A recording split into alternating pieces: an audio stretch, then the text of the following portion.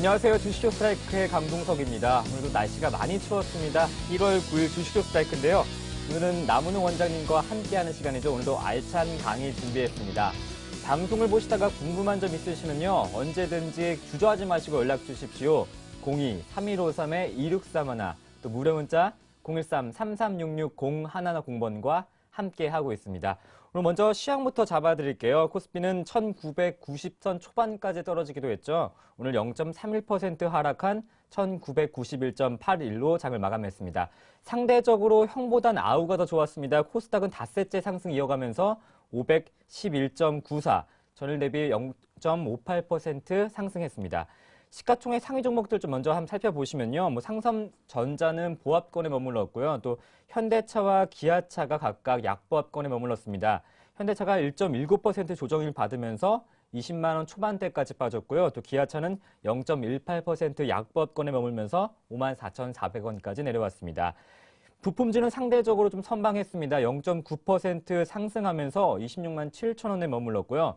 포스코는 0.8% 조정받았습니다. 36만 1천 원까지 내려왔네요. LG화학이 상대적으로 0.4% 조정받고 있습니다. 32만 4천 원에 머물렀고요. 한국전력이 2.5% 오늘장에서 상승하면서 3만 1,650원까지 다시 한번 올라왔습니다. 계속해서 금융주도 한번 살펴보겠습니다. 신한지주는 0.5% 조정받으면서 딱 4만 원 종가 지켰습니다. SK하이닉스와 또 SK이노베이션은 각각 0.7%, 2.01% 하락했습니다. LG전자가 3% 빠지면서 75,900원까지 다시 내려오면서 또 LG전자가 다시 한번 조정받는 시장 상황 나타냈고요. 또 KB금융은 1.4% 하락했습니다. 코스닥도 한번 살펴보시면요. 코스닥 시가총액 상위 종목들 먼저 보시면 셀트리온은 0.9% 조정받았습니다. 오늘 대장주가 빠지면서 25,750원으로 종가 마쳤고요. 또 CJ오쇼핑과 특히 파라다이스의 선전이 눈에 띕니다. 6.2% 상승하면서 17,750원까지 또 올라오기도 했습니다. 그럼 계속해서 오늘의 감독님이자 선생님 누구인지 먼저 한번 만나보겠습니다.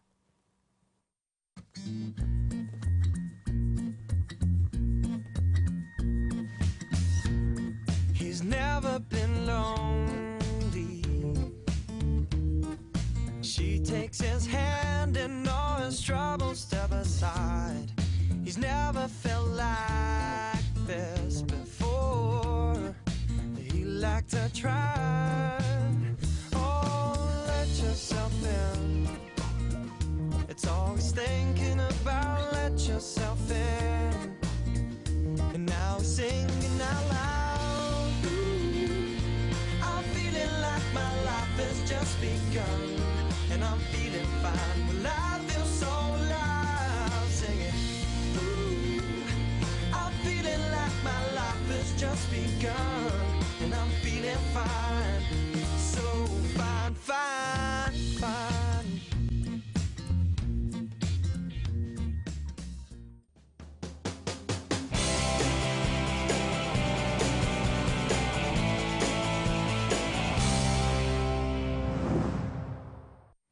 남은웅 원장님 모셨습니다. 안녕하세요. 안녕하십니까. 네, 지난 시간에 이어서도 오늘 강의도 많이 기대되는데요. 오늘 어떤 내용 배워보게 될까요? 예, 지난 시간은 산업 분석을 했었고요. 네. 이번 시간은 이제 산업보다 이제 업종 위주로 네. 차근차근 이제 진행해 나갈 예정입니다. 네. 자, 업종 같은 경우에는요, 일반 이 투자자분들이 가장 관심 있어 하는 부분이 또 업종 관련된 부분인 것 같습니다. 그리고 굉장히 투자를 함에 있어서 중요한 포인트가 또 업종이 되는데요. 우리 업종이라고 얘기한다면 IT냐, 뭐 자동차냐, 이런 부분이 이제 된다. 이렇게 볼 수가 있겠습니다. 심도 있게 하나하나의 업종별 특징들을 좀 살펴볼 건데요. 어떤 업종, 즉, 예를 들면, IT 업종은 어떤 부분에서 중요한 포인트가 있고 우리가 IT 업종을 바라보기 위해서는 어떤 것들을 좀 확인해야 되느냐, 또는 자동차 업종 같은 경우에는 또 IT와 기타 산업하고의 차이점은 어떤 것들이 있느냐와 동시에, 그러면 우리가 자동차 관련 업종을 투자함에 있어서 중요한 지표들과 그리고 그러한 지표를 얻어내기 위한 여러 가지 주요 사이트들은 어떻게 있는가. 그래서 배짱이 투자라고 말씀해 드렸으니까요. 이제는 업종만 이해를 하시고요. 그 다음부터는 그 업종의 주요 지표를 볼 수 있는 사이트들을 한 개씩 이제 알려드릴 겁니다. 그래서 그 사이트들을 수시로 들어가면서 그 사이트에 나와 있는 여러 가지 내용들을 좀 확인하신다면은 투자에 훨씬 더 많은 도움이 되실 거라고 판단합니다. 물론 이제 기관에서 제공하고 있는 여러 리포트들을 보시면은 상당히 좀 상세한 내용들이 많이 들어가 있는데요. 우리가 이제 일반 개인 투자자분들이 그런 내용들을 전부 다 이해하기는 분명히 쉽지는 않을 것이고요. 그렇지만 항상 기조가 되는 가장 큰 줄기만 보시더라도요, 이 투자에는 상당히 큰 도움이 된다는 것을 오늘 시간부터 이제 여러분들이 확실히 느끼실 수가 있을 것입니다. 그래서 오늘 강의 굉장히 중요한 부분이니까요, 한 번에 다 소화가 안 되시면은요, 한 번 정도는 더 보셔가지고 좀 자기 것으로 이번 기회에 만들어 보자. 그 다음부터는요, 계속 공부하실 필요가 없습니다. 이제 한 번만 이해를 하고 그런 사이트를 즐겨찾기에 넣어두시고 나면은요, 그 다음부터는 저절로 여러분들 투자의 기정표를 만들어 줄 것이거든요. 그러니까 오늘 강의 중요한 강의니까요, 조금은 좀 관심 있게 집중력을 가지시고 들으시기를 바라겠습니다. 네. 자, 업종입니다. 기업이 속해 있는 업종 전반의 동향을 체크함으로써 추후 실적 및 주가의 흐름을 예측하고자 한다. 그래서 업종별로 이제 좀 차별화되는 하나의 업종 하나하나를 이제 놓고 설명하도록 하겠습니다. 그럼 우리나라 시가총 1위를 차지하고 있는 업종이 제일 먼저 나오겠죠. 예, 반도체 업종이 되겠습니다.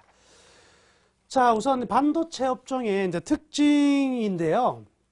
아무래도 이제 IT 경기 회복 시에 가장 일반적으로 이 선행적 흐름을 보이게 됩니다. 그래서 IT 경기가 살아난다 이렇게 이야기를 하면은요, 반도체 경기가 먼저 선행적으로, 즉 반도체 지수가 올라간다면 향후 IT 경기가 좋아질 것이라는 기대감들을 이제 보여준다 이렇게 볼 수가 있고요. 우리나라 기업 같은 경우에는 비메모리 쪽이 별로 없죠. 비메모리 같으면 인텔이나 AMD 같은 기업들이 있는데요. 우리나라는 점진적으로 지금 시스템 반도체, 비메모리 쪽으로 삼성전자와 SK하이닉스도 조금씩 이제 진출해 나가는 부분이기 때문에 아직은요, 절대적인 대부분의 부분은요, 메모리가 대부분 우리나라의 기업들의 어떤 생산 제품이다 이렇게 보시면 되겠고요. 자, 중요한 포인트가 이제 하나 나왔습니다. 이 고정비가 70%대라는 이야기가 나오는데요. 이 굉장히 무서운 내용이에요. 이것 때문에 삼성전자와 하이닉스의 주가가요, 다른 우리 뭐 일반 음식료 업종이나 제약과는 다르게요, 엄청나게 등락이 심할 수밖에 없거든요. 자, 그러면 고정비가 70%대, 이거 한번 짚고 넘어가도록 하겠습니다. 예를 들어서요, 이 고정비 개념을 먼저 가져가셔야 되는데, 자, 고정비라는 것은 우리가 만든 분필을 하나 만든다고 생각합시다. 그럼 분필 같은 경우에는 이거 황산 칼슘 주로 만들거든요. 그러면 이 분필 같은 경우에는 황산 칼슘이라는 재료가 있을 것이고요. 분필이 이렇게 동그랗게 생겼잖아요. 그 동그랗게 만드는 틀이 있을 겁니다. 그 틀을 우리는 일반적으로 이제 그런 틀을 만들어내는 기계, 이런 것들을요, 고정비라고 생각하시면 되고요. 이 분필을 만드는 그 분필의 재료가 황산 칼슘이라 그랬는데요. 이것 자체가 바로 변동비입니다. 그래서 고정비에 대비되는 개념으로는 이제 변동비라는 게 있는 거죠. 그러면 이거 한번 생각해 볼까요? 분필을 만약에 하나를 찍어냈을 경우와 10개를 찍어냈을 경우에 고정비와 변동비의 비율을 한번 생각해 보자고요. 틀은 하나만 있으면 그 하나를 찍든 100개를 찍든 얼마든지 찍어낼 수가 있죠. 그래서 고정비는요, 하나를 찍거나 100개를 찍거나 별 차이가 없습니다. 그렇죠? 반면 변동비는 안에 재료라 그랬죠. 그 안에 재료, 즉 황산 칼슘이라는 재료는 하나를 찍어냈을 때보다 100개를 찍어내면 정확하게 100배가 더 많이 들어가는 거죠. 예, 그렇습니다. 그래서 고정비라는 것은 하나를 찍거나 100개를 찍거나 계속 동일한 거라는 거죠. 그러면 이 산업의, 이 반도체 산업을 보면은요, 고정비가 몇 퍼센트라고요? 70%. 그러면 변동비는 따지고 보면 한 30% 밖에 되지 않는다, 이 이야기가 되는 거잖아요. 그럼 보자고요. 고정비가 대부분을 차지한다는 것은 재료비는 별거 아니라는 거죠. 그 기계를 돌려내는 게 중요하다는 거잖아요. 바로 그렇습니다. 그래서 반도체 산업은요, 무조건 찍어내는 거예요. 그래서 공급 과잉이 일어나더라도요, 지속적으로 공급 과잉이 일어나고요. 반면 만약에 공급이 부족하다, 즉 수요가 너무 많다, 그렇다고 해서 새로 더 찍어낼 수가 없다는 거죠. 찍어내기 위해서는 새로 이 고정비가 투하가 돼야 되는 거거든요. 그러니까 어떤 현상이 벌어지느냐. 한 번 쭉 공급이 많았다가 한 번 공급이 굉장히 부족했다가 이렇게 레버리지가 굉장히 커지는 거죠. 그러니까 매출액이 커지면 고정비가 크다는 건 재료비가 얼마 안 되니까요. 매출액이 커지면 이익이 급속도로 늘어나다가 매출액이 줄어들면 손해가 또 급속도로 늘어나는. 그러니까 주가가 어떨까요? 주가가 이렇게 굉장히 변동폭이 커지게 되는 거죠. 그나마 이 반도체 1등 기업인 삼성전자의 경우에는 여러 가지 다른 사업 부문들이 있기 때문에 투자를 함에 있어서 수익을 올리신 분들이 굉장히 많죠. 그렇지만 대다수의 어떤 그 투자자분들의 SK 하이닉스, 과거 이제 하이닉스 같은 경우에는요. 하이닉스는 뭐 거의 개인들의 무덤이다 이런 얘기를 들었잖아요. 우리나라 주식투자 오래 하신 분들 중에서요. 정말 오래 하신 분들이 항상 말씀하시는 내용 중에 하나가 정말 진절머리 나는 종목 두 종목 이렇게 얘기를 하시거든요. 그 한 종목이 어떤 종목이냐? SK 하이닉스. 한 종목이 LG전자 이렇게 이야기를 많이 했던 부분은 SK 하이닉스가 이러한 산업 구조를 가지고 있다 보니까 이 들쑥날쑥 하는데 따지고 보면 여기에 사서 여기에 팔았으면은 굉장히 좋았을 것이겠지만 이거는 우리 인간들의 영역이 아니라 신의 영역이죠. 그렇기 때문에 이렇게 하지 못하고 다른 케이스를 했을 경우에는 주로 이제 손실을 볼 수밖에 없죠. 그간 전체적인 SK 하이닉스의 수익 구조가 좀 침체됐던 국면이 계속 진행되었기 때문에 이제는 하나는 알 수가 있겠네요.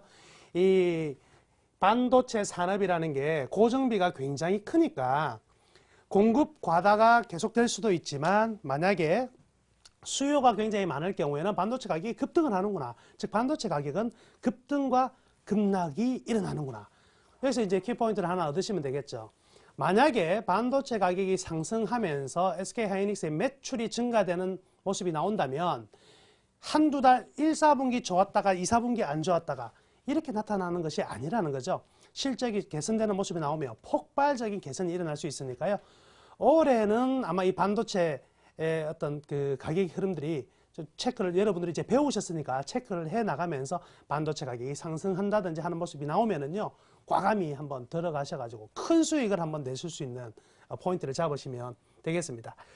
그래서 반도체 가격의 급등락이 이제 주기적으로 진행된다. 그죠? 공급이 확 늘어났다가 또 떨어지고. 또 하나 이제, 영업 레버리지가 상당히 크다 이렇게 해놨잖아요. 매출액 대비 매출액이 조금만 증가하면 이익은 급속도로 늘어난다는 것이고요. 매출액이 줄어들면 이익은 급속도로 줄어드는 이런 것을 이제 영업 레버리지라 그러는데요. 그래서 상당히 큰 업종이기 때문에 어떤 게 중요하다? 매출이다. 그럼 매출은 두 가지가 되겠죠.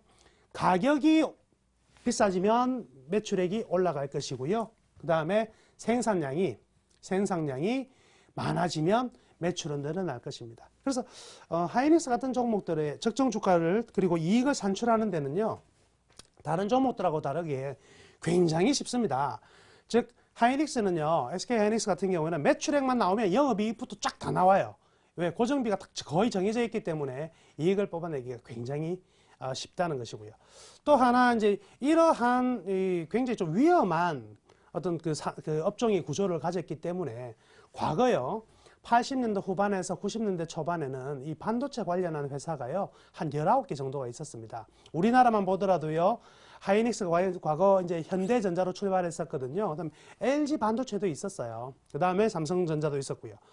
기타 이제 반도체 새로 들어오려고 하는 안암 반도체 등도 있었고요. 여러 가지 우리나라도 기업이 있었던 부분이거든요. 돈이 된다 이거죠. 그래서 마구마구 해보니까 어때요? 무한 경쟁이 일어나더라. 그래서 결국에 계속 이제 슬림화가 진행됩니다. 전부 다 조금씩 이제 나가 떨어지면서 합병이 되고 해서 지금은요. 메이저라고 볼 수 있는 회사가 3개밖에 남지 않았어요. 그래서 삼성전자가 있을 것이고요. 그 다음에 삼성전자가 50%의 그 시장 점유율을 가졌다고 본다면 두 번째는 이제 SK 하이닉스가 있을 것이고요. 그렇죠? 그리고 이제 미국의 마이크론 테크놀로지가 있습니다. 그렇죠? 그리고 원래는 작년만 하더라도 하나 더 있었죠. 엘피다가 있었고요. 대만에 나냐 등이 있었는데요. 지금 엘피다가 이제 문을 닫아버리고 결국에 이제 마이크론 쪽으로 흡수될 가능성이 많으니까 삼성전자의 50, 하이닉스의 30, 마이크론의 한 20. 이 둘이는 25 이렇게 될 수가 있겠죠.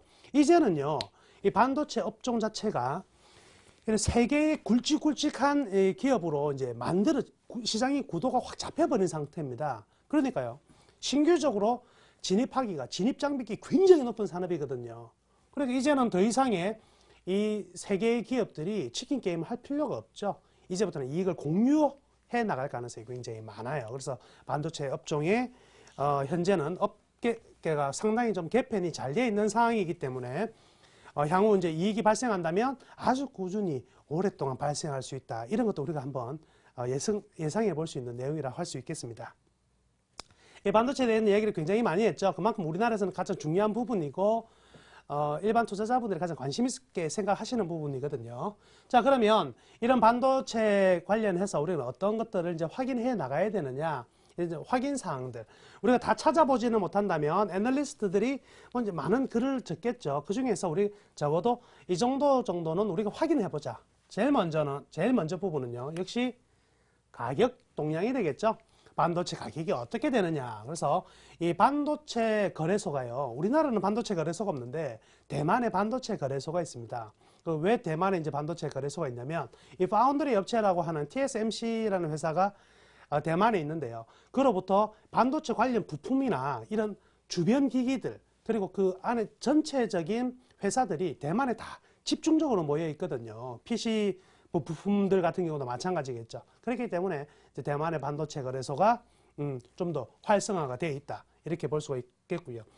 이 DRAMExchange.com이라는 이 사이트를 통해서 여기서 이제 자체적으로 만든 DXI라는 지수가 있는데요. 이 반도체 경기를 보여주는 지표다. 그래서 DXI가 올라가면 반도체 경기가 좋아지는 것이구나.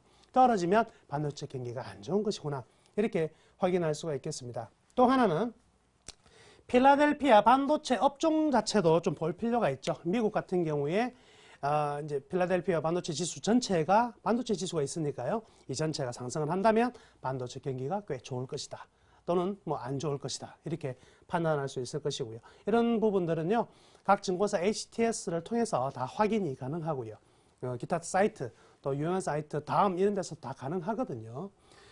자, 반도체 가격은 역시 반도체가 어디에 들어가느냐가 또 중요한 부분이겠죠. PC나 그리고 휴대폰의 판매 추이도 굉장히 또 중요할 것입니다. 또 하나요.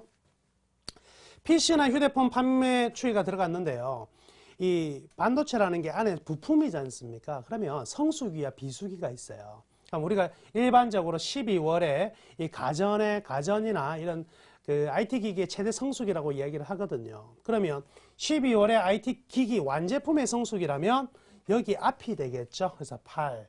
그래서 한 10월 정도가 이 반도체 또 성수기다 이렇게 볼 수가 있겠죠. 그러면 2월 달은요. 12월 달, 1월 달, 2월 달 지금 같은 때 같은 경우에는요. 반도체의 어떤 성수기는 다 지나간 상황이니까 비수기다 이렇게. 그러니까 앞으로 성수기가 좀 빨리 찾아오면 2, 4분기부터 쭉 1, 4분기 말부터 2, 4분기부터 찾아올 것이고요. 그렇지 않다면 또 뭐 달리 좀 또 나빠질 수도 있겠지만은 현재는 비수기를 통과해서 이제 최저 국면을 통과해서 점진적인 회복이 일어날 가능성이 크다. 이런 것도 지금 타이밍에서는 한번 생각해 볼 필요가 있겠습니다. 그리고 이제 북미 반도체 이제 공장 가동률이라든지 그리고 재고량 추이도 또 굉장히 중요한 부분이겠죠. 재고가 많이 쌓여 있다면 가격 인상이 좀 힘들 것이고요. 그리고 가동률이 굉장히 높다면 반도체 재고가 소진되는 속도가 굉장히 빨라질 것이니까 가격 상승이 좀 일어날 가능성이 크다고 볼 수가 있겠죠. 자, 그래서 아까 앞에서 말씀해드렸던 대만의 이 그 반도체 지수를 볼 수 있는 이 DRAMExchange.com인데요. 영어로 막 돼 있으니까요. 네. 보면 이게 재미가 없죠. 그래서 들어가면 일단 영어 많고 숫자 많고 일반 투자자분들이 제일 싫어하는 거거든요. 그래서 저는 딱 두 가지만 보라고 말씀해 드릴게요. 첫 번째, 여기 이거 보시면 돼요. 여기 왼쪽에 화면에 들어가 보시면은요. 여기에 나와 있는 여기 이런 그래프가 하나 나와 있죠. 네. 여기는 영어도 없고 숫자도 없습니다. 그냥 선밖에 없죠. 그림밖에 없습니다. 이게 끝입니다. 끝. 이게 무슨 지수냐? DXI 지수예요. 이게 반도체죠. 그럼 볼게요. 2012년 이 반도체 DXI 지수가 완전히 바닥에 들어갔다가 7월 달부터 어때요? 7월 달부터 급등을 하는 게 지금 나타나고 있죠. 반도체 경기가 굉장히 좀 좋아지는가 보다. 이렇게 알 수 있다는 거죠. 아, 그러니까 이 뭐 SK 하이닉스 같은 경우 그리고 삼성전자 같은 경우에도 주가가 떨어질 수는 없는 부분이 분명히 존재할 것이라는 거죠. 펀더멘탈이 이렇게 개선되고 있다는 것을 이제 보여주는 것이고요. 또 요거 하나만 이제 보시면 되는데 또 나는 조금은 하나 더 보자 하시는 네. 분들을 위해서 두 가지를 하나 더 설명해 드리겠습니다. 여기 오른쪽에 보면은요. 플래시 스팟 프라이스 해서 스팟이란 말이 하나 나옵니다. 스팟. 네. 스팟 이렇게 나오는데요. 이게 뭐냐면 소위 말해서 우리가 많이 들어보셨을 거예요. 반도체 현물 가격, 매 초당 매일 가격이 변하는 현물 가격이라는 게 있고요. 나중에 이제 화면을 쭉 내려보시면 여기 나올 건데요. 컨트랙트 프라이스라고 나옵니다. 컨트랙트 프라이스라는 게 나오는데요. 이게 바로 고정거래가예요. 고정거래 가격. 자, 이렇게 보시면 되겠네요. 현물가라는 것은요. 현물가라는 것은 매일같이 가격이 변하는, 그리고 오늘 당장의 메모리 가격이 얼마가 되느냐, 낸드 플래시 가격이 얼마가 되느냐가 바로바로 거래가 되는 거고요. 고정거래가, 우리 이야기를 하잖아요. SK 하이닉스가 이번 고정거래가가 뭐 인상이 된다, 또는 동결되었다, 인하되었다. 여기에 따라서 주가가 올라가고 떨어지고 뭐 이런 이야기를 많이 들어보셨을 거거든요. 이 고정거래가가 바로 대규모 빅딜을 하는 업체 간의 가격을 한 번에 맞춰주는 거죠. 그래서 하이닉스가 뭐 예를 들어서 애플한테 공급을 한다 했을 때 이 현물 가격으로 오늘은 100원, 내일은 110원 이렇게 거래를 할 수는 없는 거잖아요. 그러니까 통상적으로 한 달에 두 번 정도 이 고정거래가를 통해서 이렇게 대량 매매가 체결되는 이런 그 거래가 일어납니다. 그러면 이렇겠네요. 고정거래가는 한 달에 두 번 움직이고 현물 가격은 뭐 선으로 계속 움직이겠죠. 현물 가격이 어떻게 되면은요, 이렇게 화살표로 올라가게 되면 계속 오늘도 올라가, 내일도 올라가. 그러면 그 다음 고정거래가는 어떻게 될까요? 분명히 올라가는 걸로 나올 가능성이 크겠죠. 네. 예, 그래서 이 현물 가격의 상승이 쭉 나타나면 아하, 고정거래 가격도 인상하겠구나. 고정거래 가격이 인상이 되면 매출에 상승이 나타날 것이고 이익의 증가가 나타날 것이구나. 그래서 그런 주가를 계속 보유를 한다든지 또 신규 매수를 한다든지 하는 전략을 세워볼 수가 있을 거라는 거죠. 그래서 이 반도체 부분에서는요, 여러 가지 데이터들이 굉장히 많이 있는 상황이겠지만 제가 오늘은 첫 번째 가장 이제 우리가 손쉽게 볼 수 있고 그리고 중요한 어떤 지표를 제공하고 있는 이 DRAMExchange.com 여기서 세 가지만 보자 이렇게 말씀해 드렸습니다. 하나는 DXI 이 지수를 보자. 그리고 이 스팟 프라이스가 DRAM도 있고요. 이 DDR3 나오죠. DRAM도 있고요. 낸드 플래시도 있고요. 요 화살표가 올라가나 아니면 떨어지느냐. 그렇죠. 화살표가 주로 이제 미국도 그렇고요. 여기서도 보시면 올라가는 것은 초록색, 떨어지는 것은 빨간색 이렇게 표현하고 있습니다. 우리나라는 올라갈 때는요 무슨 색깔이죠? 빨간색이죠. 예, 빨간색이고요. 네. 떨어질 때는요 파란색이죠. 파란색입니다. 네. 저는 농담 삼아 이런 얘기를 하는데요. 올라갈 때는 빨간색, 개인들이 피를 먹고 올라갑니다. 주가가. 떨어질 때는요 파란색, 눈탱이가 밤탱이 되는 거죠. 멍들어서 파란색이다 이렇게 농담을 하는데요. 하여튼 초록색이든 색깔에 구애하지 마시고요. 올라가느냐 떨어지느냐 이 추이만 보시면 반도체 투자를 함에 있어 가지고는 어느 게 우리가 가져갈 것인가 말 것인가. 근데 1차적으로 지금 분위기 보세요. 굉장히 좋네요. 그렇죠? 이 DXI 지수가 지금 2008년, 9년, 10년, 11년 내 최고치가 계속 진행 중이다.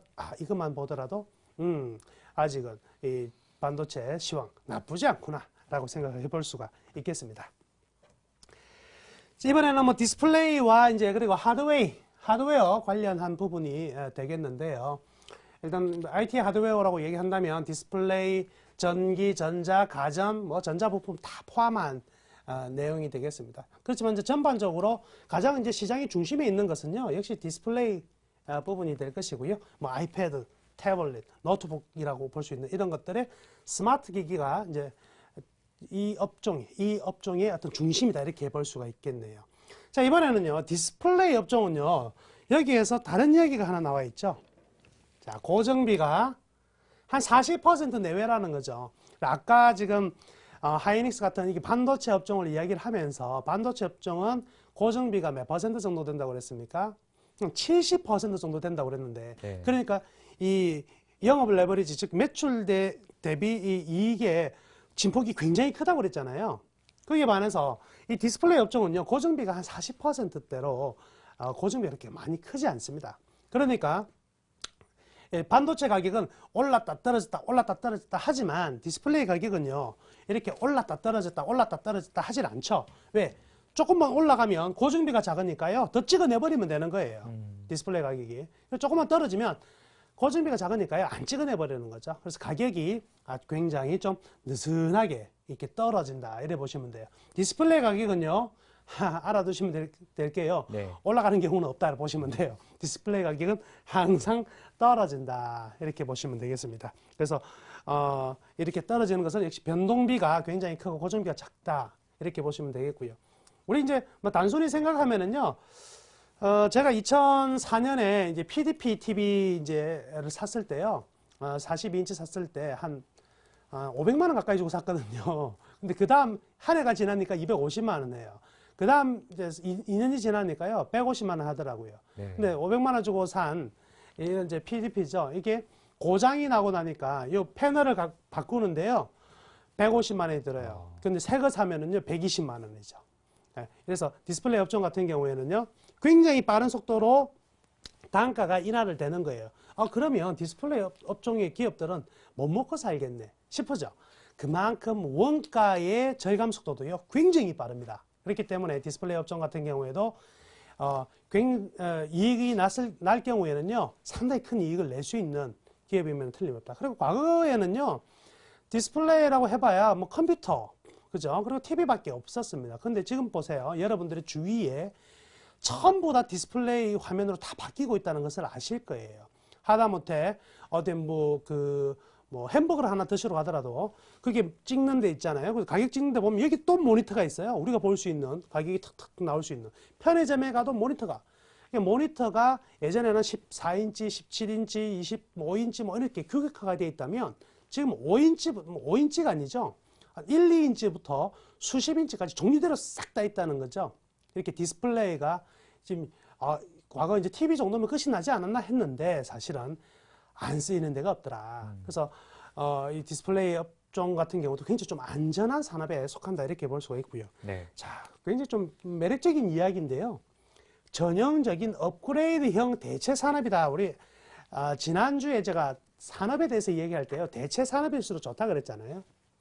전형적인 디스플레이가요, 보시면 브라운관에서, 그죠? 브라운관 CRT에서 LCD로 넘어오고, LCD PDP에서 LED로 넘어오고, LED에서 3D로 넘어오고, 그 다음에 HD로 넘어가고, 요즘에 풀 HD고, 그 다음에 더 넘어서 이제 그 울트라 HD로 넘어가고, 네. 계속해서 업그레이드를 시켜 먹으면서 계속해서 매출을 올릴 수 있다는 거죠.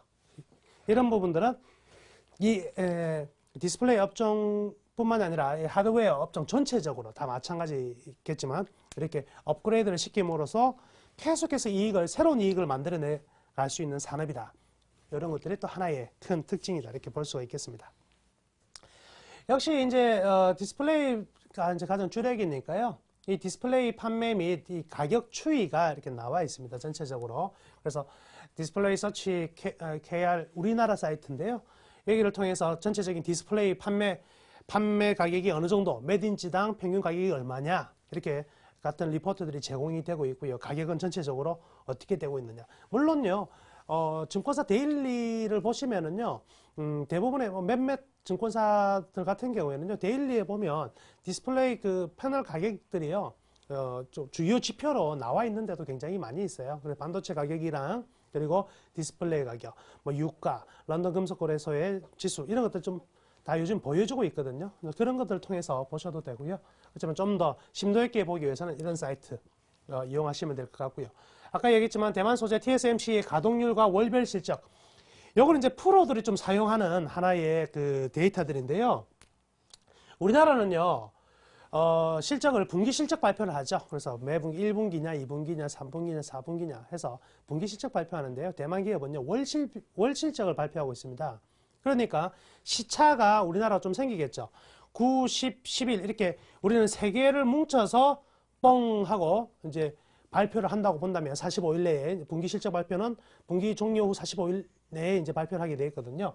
뭉쳐서 발표를 한다면 이미 TSMC 같은 경우 여기서 발표를 해주고 여기서 발표를 해주고 있기 때문에 이미 이런 사항들이 현재 어떻게 전개되고 있다는 걸 우리가 미리 알 수가 있다는 거죠. 그래서 이 TSMC의 가동률과 월별 실적들이 나타난다면 아하 우리 전체적으로 어느 정도 이제 실적이 나올 건지를 미리 이제 예측해 볼 수 있다. 이렇게 되는 것이겠죠. 그래서 이런 내용도 우리가 고려를 좀 해보자.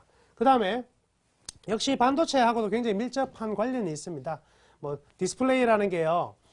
TV 지금 보고 계신 디스플레이죠. 네. 요 화면만 가지고는 아무것도 나올 수가 없죠. 여기에 뒤에 보면 회로기판, 그죠? PCB가 계속 돌아가야 되고요. 그게 또 반도체가 또 다 꼽혀 있는 거잖아요. 그래서 이 반도체라든지 PCB 수주출하 동량들은 이제 볼 수가 있습니다. 미국에서도 볼 수 있고요. 한국 같은 경우에는 이제 KPCA라고 해가지고 이 PCB 관련 협회 볼 수 있는데 여기 들어가 보시면 전체적으로 이런 동량들이 나와 있죠. 좀 높이 나와 있고요. 역시 이 IT 기기다 보니까요. 미국 나스닥 지수와 굉장히 좀 밀접한 관계를 가지고 있습니다. 그래서 이 부분은요. 물론 이제 반도체도 포함이 되어 있지만 이 나스닥 부분들은요. 전체적인 IT 하드웨어에서는 굉장히 중요한 부분이겠죠.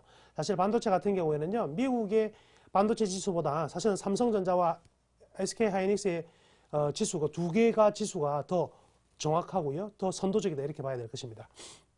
그 다음에 역시 수출에 굉장히 많은 비중을 차지하고 있기 때문에 환율 동향이 굉장히 중요합니다. 대부분 수출의 80% 이상 차지하고 있으니까요. 이 환율이 상승할 경우와 환율이 하락할 경우에 수익 편차가 굉장히 커지고요. 이래서 과거 이때 우리 낙인 낙아웃이라고 기억나실지 모르겠습니다. 2008년 금융위기가 팡 터지면서요. 네. 우리나라 최고의 이 탄탄한 이 IT 하드웨어 부품업체들이요. 그냥 키코 사태로 나가 떨어지게 됐습니다. 환율이 어떻게 됐어요? 환율이 급등을 하니까 키코에 이제 키코라는 이제 개념은 여기 파생 상품이 들어가 있는 거거든요. 낙인 낙아웃이라는 배리어를 통해서 이렇게 되는 게임인데 이게 옵션이란 말이죠. 이게 옵션의 매도 부분이 들어가 있기 때문에 손실이 무한 손실이 발생할 수 있는 구조였습니다. 그런데 이제 우리나라 뭐 기업들에서는 이런 이제 파생 상품에 대한 개념이 잘 없는 상황이니까 그냥 뭐 좋다고 하니까 이렇게 했는데 사실은 안에 구조적인 부분은 굉장히 리스크가 컸죠. 이제 이런 리스크가 큰 거를 사실 우리나라 은행이 만든 건 아니고요. 이 캐나다나 이제 북미 쪽에서 이런 구조를 만들었어요. 파생 구조를 만들어서 상품을 만들어서 사실은 우리나라 은행에서 판매를 한 게 된 것이고 기업들이 뭐 이렇게 금융이 일어날 가능성이 별로 없었다고 봤겠죠. 그렇지만 이런 사태가 일어났던 거죠. 아쉬운 부분들이 없고요. 여튼 이 사태만 보더라도 이 환율에 대해서는요. 이런 기업들 굉장히 중요한 기업이다. 꼭 이제 생각을 해 두셔야 하겠습니다.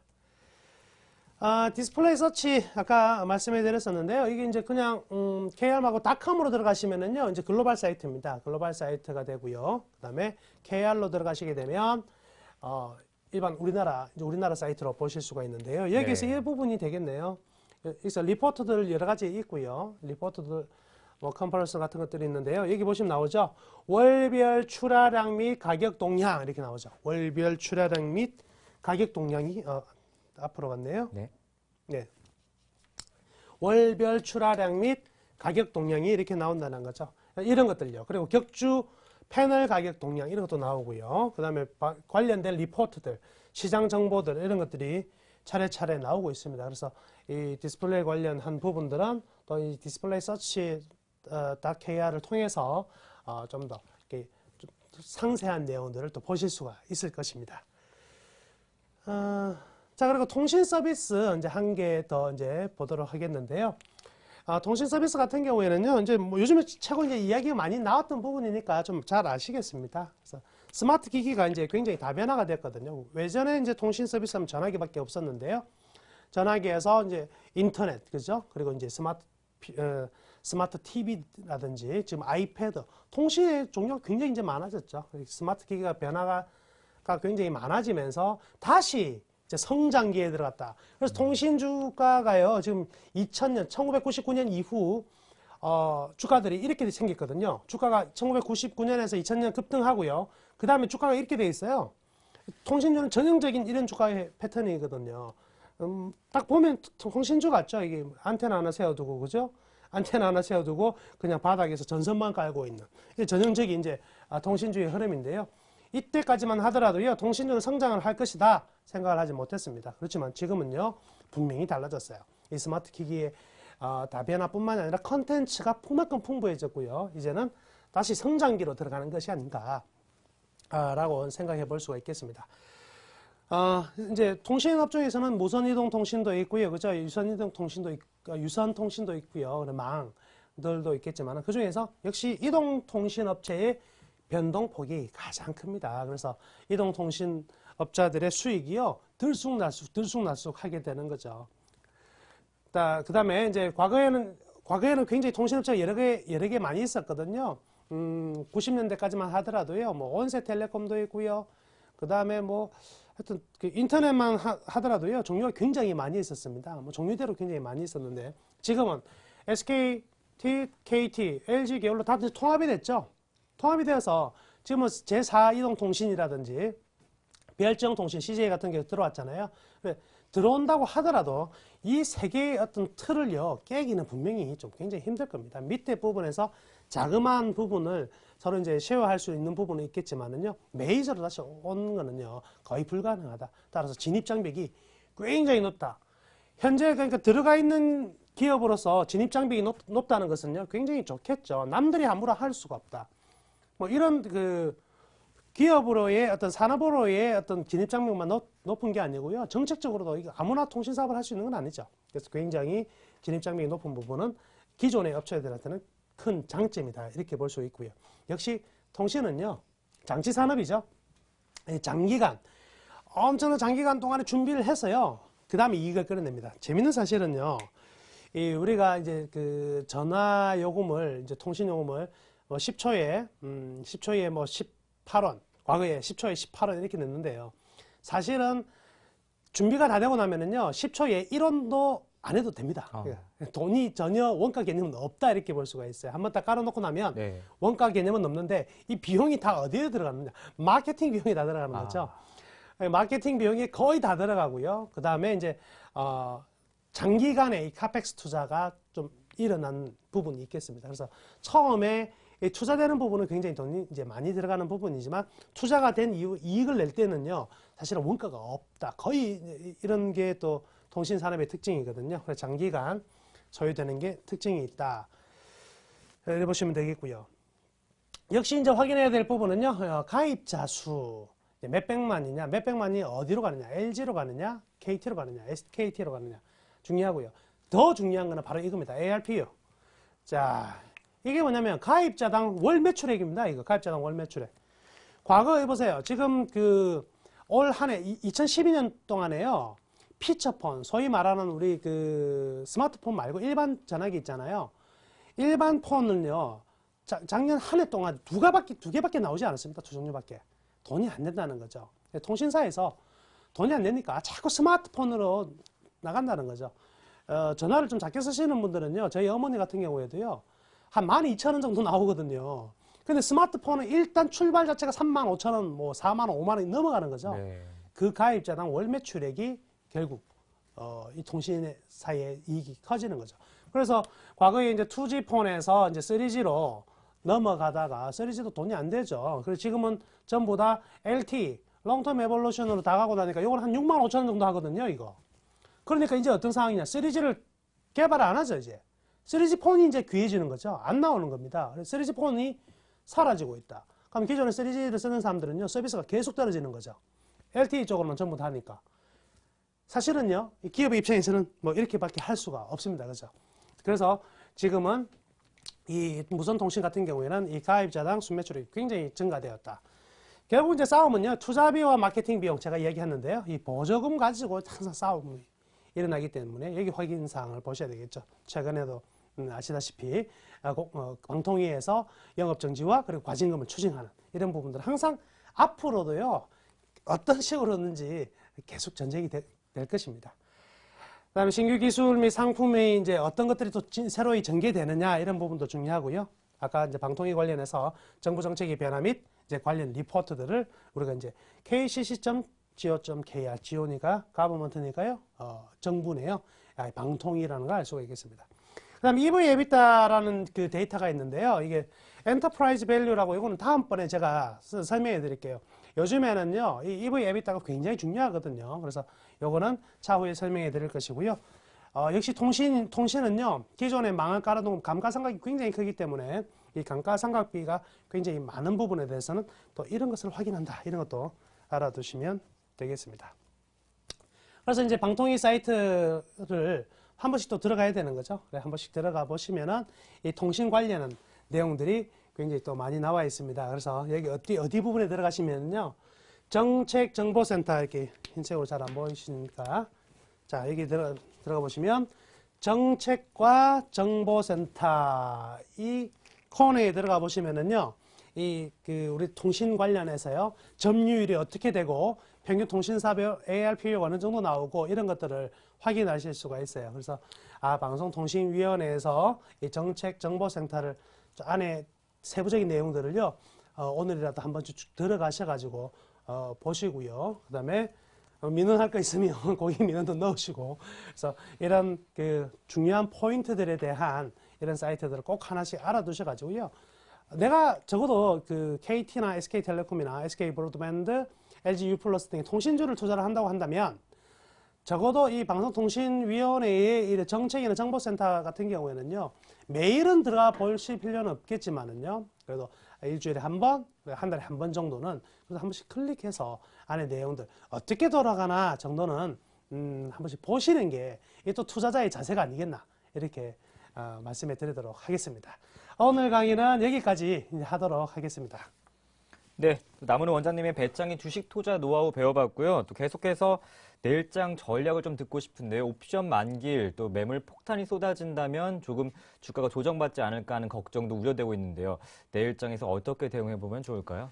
예, 지금 이제 옵션 만기일입니다. 네. 그래서 옵션 만기일에 굉장히 부담스러운 부분이 이제 한 부분이 뭐냐면 이제 프로그램에 대한 부분인데요. 오늘 같은 경우에도요, 이 프로그램 매물은 많이 나오지 않았으면 한 900억 정도밖에 나오지 않았었거든요. 그렇지만 외국인들의 선물에 상당히 좀 매도를 많이 했고요. 전일 같은 경우에는 이제 외국인들이 무려 12,000개 이상의 순매도를 보였었는데요. 역시 내일 리스크가 좀 있을 것 같습니다. 프로그램 현재 매수 차익 잔고가 한 6조 정도 되거든요. 6조라는 금액은 굉장히 많았었고요. 지난 한 10년간의 데이터들을 보면은요, 배당락 이후에 한 10거래일 정도에 전체적으로 프로그램 매도 부분이 좀 많이 나왔다는 거죠. 그래서 분명히 좀 프로그램 쪽으로는 좀 리스크가 있다. 이렇게 볼 수가 있겠습니다. 그래서 좀 추가적인 제가 설명을 좀 해드리자면은요. 자, 우리가 내일장에서 우리가 키포인트로 봐야 될 부분은요. 두 가지인데요. 일단 지금은 1월 효과부터 이야기하겠습니다. 1월 효과. January 이펙트 1월 효과가 확실하게 드러나고 있습니다. 이거 꼭 하나 기억을 해 두시자고요. 어쨌든 또 제 강의 시간에 공부를 하게 되겠지만은요. 1월 효과라는 것은요. 1월의 수익률이 다른 월의 수익률보다 높다 이거예요. 평균적으로 높더라. 이게 이제 1월 효과고요. 두 번째는 성장주보다는 가치주가 더 주가가 많이 올라가더라. 최근에 삼성전자 주가가 별로 재미가 없죠. 반면에 뭐 한전, 물론 이제 전기요금 이제 인상이 되었지만 기타 뭐 음식료 업종들 그리고 제약 업종들 굉장히 좋은 흐름이 나타나는 것은요. 바로 이런 부분입니다. 성장주보다는 가치주 위주로의 장세가 펼쳐지는 것이고요. 또 대형주보다는요. 소형주가 주가 수익률이 좀 더 높습니다. 1월 효과는. 그래서 대형주보다는 소형주. 그러면 이것도 알 수가 있겠네요. 코스피보다는 뭐가 더 좋을까요? 코스닥이요? 코스닥이 좋죠. 네. 그래서 5일 연속 지금 코스피는 하락하고 있는데 코스닥은 매일같이 플러스죠. 매일같이 플러스. 이런 게 이제 1월 효과의 특징입니다. 그와 더불어서 또 하나 지금 이제 현재는 이런 효과가 확실하게 드러나고 있는 부분이고요. 여기에서 기관도 외국인도 똑같이 움직이고 있는데 중요한 포인트는요. 내일의 옵션 만기일 포인트는요. 바로 프로그램이라는 이야기가 있는데 프로그램이 있는데 두 가지만 설명해 드리겠습니다. 프로그램은요. 차익 프로그램이라는 게 있고 비차익 프로그램이라는 게 있어요. 이 차익 프로그램은요. 이래 보시면 됩니다. 선물과 완전히 연계되었다면 비차익은 선물과 연계되지 않은 거예요. 비차익은요, 그냥 지수를 사는 거다. 지수를 사고 파는 부분이거든요. 자, 지금 배당이 끝났기 때문에 본격적으로 이제 비차익 물량이 이제 차례차례 나올 수 있는 부분이지만 비차익 같은 경우에는 한꺼번에 터져 나오지는 않을 겁니다. 그렇지만 내일 나오는 물량이 있다면 바로 이 차익 매물이거든요. 이 차익 매물이 분명히 일정 부분 나와야 됩니다. 나오지 않고서는요, 시장이 계속 무거운 짐을 들고 가야 되는 부분이거든요. 그래서 가도 항상 기분이 좋지 못하다 이런 거죠. 그래서 네. 차익 물량이 먼저 좀 나와야 줘야 되는 부분이고요. 이 차익 물량이, 자, 이거 하나 말씀해 드리겠습니다. 내일 만약에 이제 미국보다는 좀 약세 흐름이 나와야 정상적인 건데, 의외로 차익 물량이 안 나오고요. 지금 만약에 미국보다 훨씬 더 강한 한국 장세가 일어나면서 끝이 났다. 한국 장세가 더 좋다. 미국이 만약에 뭐 0.5% 선인데 한국이 뭐 1% 올라가는 이런 흐름이 나왔다. 이럴 때요, 절대적으로 조심하셔야 됩니다. 그래서 반드시 나와줘야 되는 자리에서는 나와주고 해소를 시켜줘야 되는데, 되레 반대적 흐름이 나타나면요, 그 다음 날부터 굉장히 안 좋아지는 흐름이 나타나거든요. 그래서 내일은요, 정상적인 상황이라면 차익 프로그램 매도가 나와서 일정 부분 충격을 좀 받아야 정상적인 거고요. 오히려 더 반대로 차익 프로그램 매도가 안 나오고요, 매수가 나오는 경우에는요, 굉장히 조심해야 됩니다. 결론적으로 말씀해 드리면은요, 아직도 거래소 대비 코스닥의 상승세는 좀 더 이어집니다. 그래서 중소형주 쪽으로의 랠리는 계속 이루어질 것이고요. 대형주는요, 철저히 조금씩 분할해서 떨어지는 종목들 많이 좀 조정을 받고 있는 부분들에 대해서 IT 같은 것도 굉장히 좀 좋거든요. 이런 부분들 조금씩 모아가자, 이렇게 말씀해 드리도록 하겠습니다. 네, 차익 프로그램에서 매도 물량이 나오는 좀 확인해 보시고요. 또 가치주와 소형주, 또 코스닥을 눈여겨보시면 좋을 것 같다고 남은호 원장님께서 말씀해 주셨습니다. 오늘 강의도 잘 들었습니다. 고맙습니다. 네, 감사합니다. 1월 9일 주식 쇼스트라이크였습니다. 내일은 이상로 전문가와 함께합니다. 벌써 한 주의 반이 지나고 있습니다. 따뜻한 밤 보내시고요. 내일 뵙겠습니다. 시청해주신 여러분 고맙습니다.